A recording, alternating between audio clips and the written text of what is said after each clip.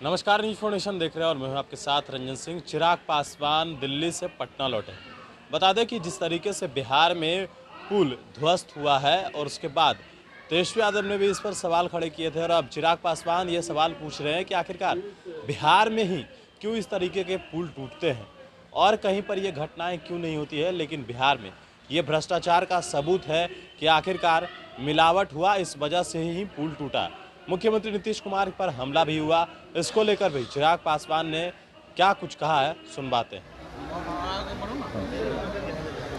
चिराग जी, लगातार बिहार में पुल टूट रहा है, पर फिर से बिहार में ऐसा घटना निकल के सामने आया है, क्या कहिए? बताएं, जवाब दें। राज्य सरकार, मुख्यमंत्री जी ज़ीरो टॉलरेंस भ्रष्टाचार के खिलाफ। अगर ये तमाम पुल टूटना भ्रष्टाचार के मापदंड नहीं है तो और क्या है भाई? कहीं ना कहीं तो भ्रष्टाचार हुआ है, मिलावट हुई है।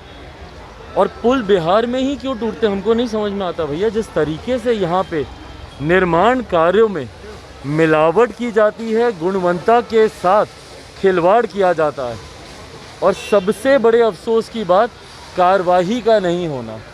पिछले जितने ऐसे हादसे हुए हैं, अगर उस पर कार्रवाई हुई होती, दोषियों को कड़ी सज़ा दी गई होती, नए मापदंड तय किए गए होते, निरीक्षण निरंतरता में हुआ होता, तो ये घटना आज नहीं घटती। पर क्योंकि पिछली किसी भी घटना के ऊपर ऐसी कार्रवाई नहीं होती। हत्याएं क्यों हो रही हैं बिहार में? हत्या भी तो इसीलिए होती है, क्यों? क्योंकि किसी अपराधी को वो कड़ी सज़ा नहीं मिलती, वो प्रेसिडेंट सेट नहीं किया जाता कि भविष्य में अपराध करने से पहले अपराधी डरे। और यही कार्य, यही परिणाम इन हादसों के साथ भी हो रहा है। किसी की जवाबदेही तय नहीं होती है, किसी पे कार्रवाई नहीं होती है, नए मापदंड तय नहीं किए जाते हैं, निरीक्षण नहीं होता है, इसलिए ये हादसे होते हैं। चिराग जी, देखा जाए तो पूर्णिया में मुख्यमंत्री नीतीश कुमार की एक बार फिर से सुरक्षा व्यवस्था पर सवाल उठ रहा है। एक अज्ञात व्यक्ति पकड़ाया है, जिसके पास 2 पिस्टल भी बरामद हुए, लेकिन अभी तक पता नहीं चला है वो व्यक्ति कौन है, क्या कहेंगे? भाई देखिए, मैंने बार बार इस बात को कहा है कि मुख्यमंत्री जी की सुरक्षा सबसे बड़ी प्राथमिकता। भाई, प्रदेश के सबसे महत्वपूर्ण व्यक्ति प्रदेश के मुखिया हैं, वो साथ ही साथ हमारे प्रदेश के गृह मंत्री भी हैं। बार बार एक के बाद एक ऐसी घटनाओं का होना, एक शख्स उनके इतने करीब पहुंच जाता है कि जाकर उनकी पीठ पे मुक्का मार देता है।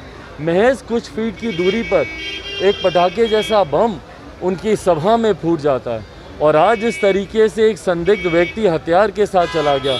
मुझे लगता है मैं प्रदेश के डीजीपी से भी आग्रह करूंगा कि मुख्यमंत्री जी की सुरक्षा का विशेष ध्यान दें, क्योंकि वो सुरक्षित हैं तभी प्रदेश में भी एक सुरक्षा का भाव रहेगा। इस तरीके की घटनाएं बिहार में बढ़ रहे अपराध को और ज़्यादा बढ़ावा देती हैं, और लोगों में असुरक्षा का भाव और बढ़ता है जब लोग देखते हैं कि भैया मेरा मुख्यमंत्री सुरक्षित नहीं है, जो मेरे प्रदेश के गृह मंत्री भी हैं। अगर वही सुरक्षित नहीं है तो हम लोग कैसे सुरक्षित रहेंगे? तो इसीलिए उनकी सुरक्षा महत्वपूर्ण है।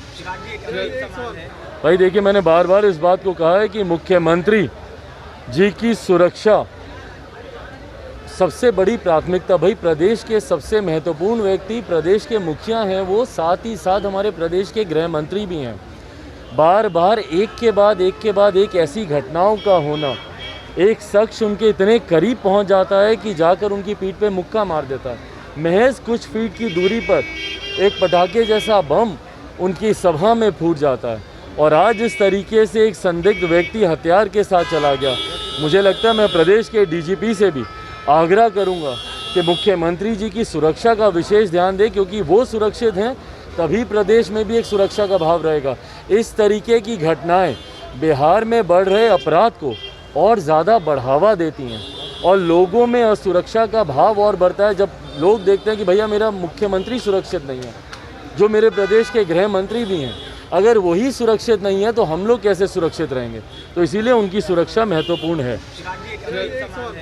जिस तरह से तेज प्रताप द्वारा 9 पत्रकारों पे मानहानि का दावा ठोका गया, इस पे क्या कहना चाहिए? देखिए, ये मुझे लगता है उनकी तरफ से लिया गया व्यक्तिगत फैसला है। क्यों लिया, नहीं लिया, मैं पत्रकारिता पे इस तरीके से प्रहार किया जाए, मैं उसका समर्थक कभी भी नहीं रहा हूँ। पत्रकार स्वतंत्रता है भाई, लोकतंत्र का चौथा स्तंभ है पत्रकारिता और पत्रकार। उनके पास पूरी आज़ादी है अपनी बातों को रखने की, उनके पास पूरी, अगर किसी को ऐसा लग रहा है कि भैया उनके मान सम्मान को अगर ठेस पहुंच रही है तो संभवतः इस वजह से उन्होंने कार्रवाई की होगी, पर सांच को आँच नहीं वाली बात है। भाई अगर कोई सही है, सच्चा है, तो मुझे नहीं लगता कि इन बातों से किसी को भी डरने, भयभीत होने की ज़रूरत है।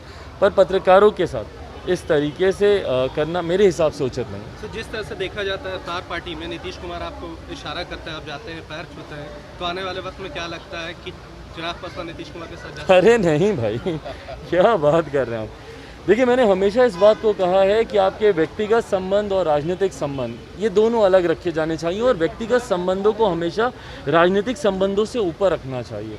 मेरे पिता के समकक्ष रहे हैं मौजूदा मुख्यमंत्री नीतीश कुमार जी। मेरे पिता के साथ उन्होंने काम किया है, साथी के तौर पर, सहयोगी के तौर पर।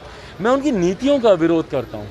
मैं नहीं मानता भैया कि 7 निश्चय से बिहार का विकास हो सकता है, पर इसका मतलब कभी ये नहीं है कि मैं उनका व्यक्तिगत विरोध करता हूँ।